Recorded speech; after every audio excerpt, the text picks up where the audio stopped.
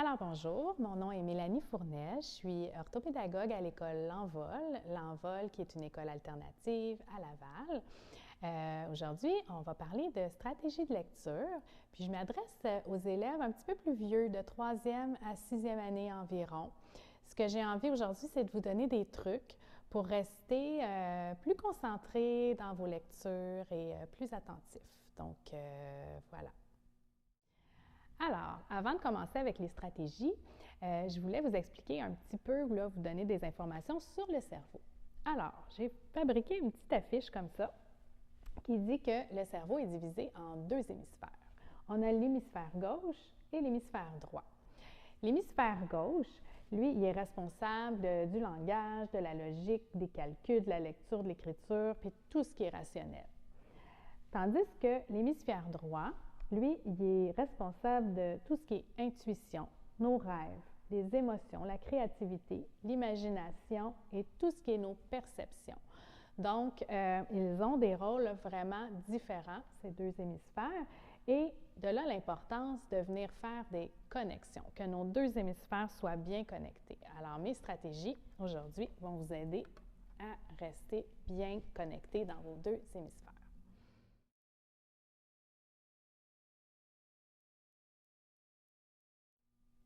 OK. Alors, on y va avec des stratégies que vous pouvez faire avant vos lectures. Donc, il y aura des stratégies avant la lecture et aussi d'autres stratégies tantôt pendant votre lecture, dans le fond. Alors, avant la lecture, c'est important de bien respirer. Alors, de bien là, aller oxygéner notre cerveau.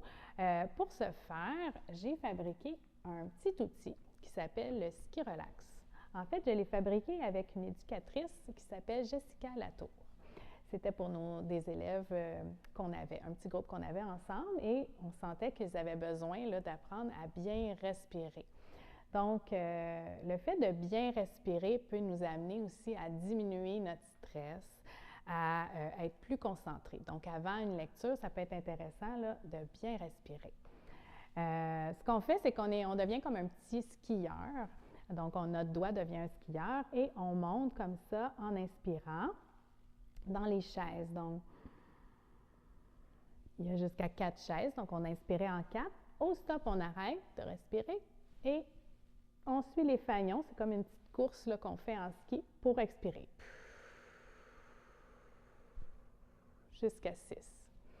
Si c'est trop, on peut aussi monter en 3 et redescendre là, en 4 ou en 5. Donc, pour diminuer là, notre respiration. Donc, c'est toi qui vas y aller à ton rythme selon ce que tu as envie là, de faire, tant que ça te relaxe puis que ça te permet de bien respirer. Alors, voici mon petit truc de ski relax. Maintenant, un autre truc, ça serait d'utiliser les mouvements. Donc, il y a des mouvements qui peuvent créer de l'éveil au niveau de ton cerveau, être bien concentré, attentif pour faire ta lecture si tu en as besoin. Donc, Pascal, qui est la spécialiste en yoga, va vous proposer là, des mouvements qu'on peut faire pour être en situation d'éveil à la fin de la capsule. Donc, je vais la laisser vous proposer des mouvements à ce niveau-là. Mais tous ces petits mouvements-là peuvent vous aider là, à rester vraiment bien concentré pendant votre lecture qui s'en vient.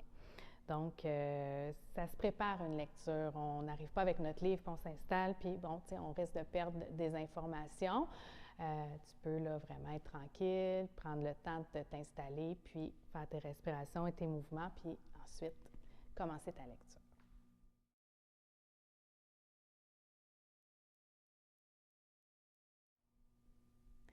Alors, pendant la lecture, maintenant, il y a aussi des stratégies que vous pouvez faire pour rester bien concentré.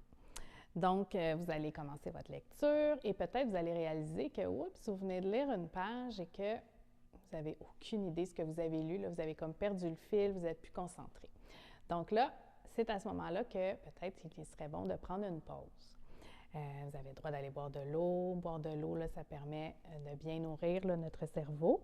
Vous pouvez faire un exercice pour vous réveiller. Encore là, Pascal va vous suggérer des petits mouvements à faire si jamais vous prenez une pause, des petits mouvements à faire. On peut s'étirer, se lever, bouger un petit peu, puis ensuite, quand on sent qu'on s'est réveillé un petit peu, on revient à notre texte et on est prêt là, pour continuer notre lecture. Alors, maintenant que tu as bougé, que tu es revenu, que tu es prête à être concentré, attentif sur ta lecture, maintenant, ce qu'on veut, c'est que tu puisses emmagasiner les informations, donc faire appel à ta mémoire. Et pour ça, j'ai créé un petit outil ici qui te montre un peu comment le cerveau est fait. Tantôt, on a vu qu'il y avait deux hémisphères, qu'on avait notre hémisphère gauche et droit, qu'on voulait faire des liens. Bien, dans chacun de ces hémisphères-là, il y a plusieurs parties. Donc, il y a la partie à l'avant ici qui est la mémoire à court terme. La mémoire à court terme, je l'associe souvent à un petit ballon qu'on gonfle. Donc, quand je gonfle mon ballon, l'air qu'il y a dedans, c'est un peu comme les informations, elles vont rester que quelques secondes. Moi, ce que je veux, si je veux faire aller ma mémoire puis retenir les informations, je veux que mes informations se rendent à ma mémoire à long terme. Donc, plus on va faire de liens, plus on va avoir des nouvelles connaissances, plus on va bouger, par exemple, pour être vraiment bien concentré, bien, plus on a de chances que nos informations s'en aillent dans notre mémoire à long terme. Et la mémoire à long terme, j'aime bien la comparer à un coffre au trésor. Donc, quand les informations se rendent dans ma mémoire à long terme, bien, j'active comme les liens, les connexions entre les deux hémisphères, bien, je viens augmenter les chances que mes informations restent bien en sécurité là, dans mon coffre au trésor qui est situé plus en arrière. Donc, si je ne suis pas assez concentrée, par exemple, bien, ça se peut que, oups, les informations s'envolent, là, comme c'était le cas avec mon ballon. Alors, voilà pour les deux types de mémoire, là, mémoire à court terme et mémoire à long terme.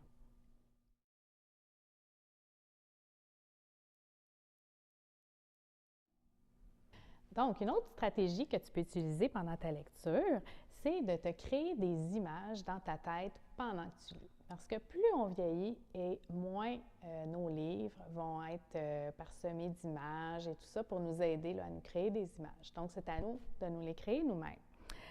Si je prends l'exemple d'un livre pour plus petit, dans le fond, ici, j'ai Splat et Harry Souris, Amis pour la vie. Bien, il y a des images là, tout le long du livre comme ça.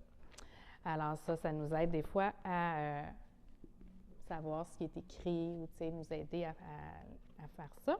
Et un exemple de livre comme Pour plus vieux, Hunter Jones, qui est de Louis Limburner, bien, dans ce livre-là, il y a très peu d'images, là, même pour la plupart, pas du tout. Donc, on doit absolument se faire nos propres images si on veut là, vraiment être concentré puis savoir l'histoire, qu'est-ce qui va arriver et tout ça. Et pour ce faire, bien, les auteurs vont ajouter beaucoup de détails à leur texte pour nous aider à nous permettre à nous faire plus d'images dans notre tête. Je vais vous donner un exemple de ce livre-là.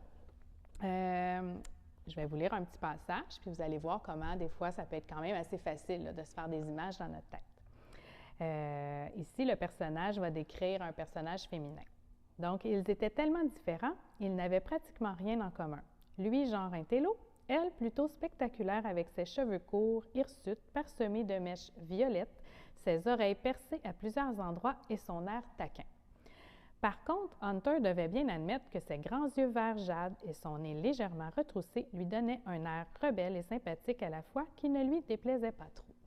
Donc, dans ce passage-là, on peut s'imaginer le personnage de Chloé, on ne l'a pas nommé, mais c'est Chloé, qui a des mèches violettes, qui a un nez retroussé, des beaux yeux verts.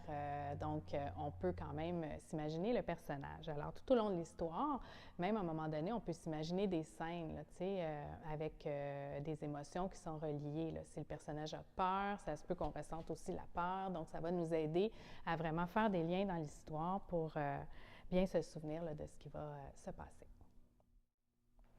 J'oubliais de vous dire, pour les images dans votre tête, quand vous faites des images, ça peut vous aider à mémoriser ce que vous allez lire et de cette façon-là, vous allez stimuler les deux hémisphères de votre cerveau. Donc, par exemple, l'hémisphère gauche va s'occuper de tout ce qui est traitement de l'écrit, ça veut dire de décoder là, tous les mots que vous allez lire, et ton hémisphère droit va t'aider à ressentir là, les émotions de ton personnage. Donc, on est vraiment connectés, là, les deux hémisphères de notre cerveau. comme dernière stratégie, ce que j'aimerais te proposer, c'est quand tu fais tes lectures, c'est important de faire des petits résumés après soit chaque paragraphe ou chaque page selon ton niveau de lecture. Donc, tu peux te prendre une petite feuille, des fois à côté de ton livre, là, quand tu lis, pour écrire l'idée principale. Puis ça va t'aider à la fin de ta lecture là, à avoir une idée là, complète de ta lecture.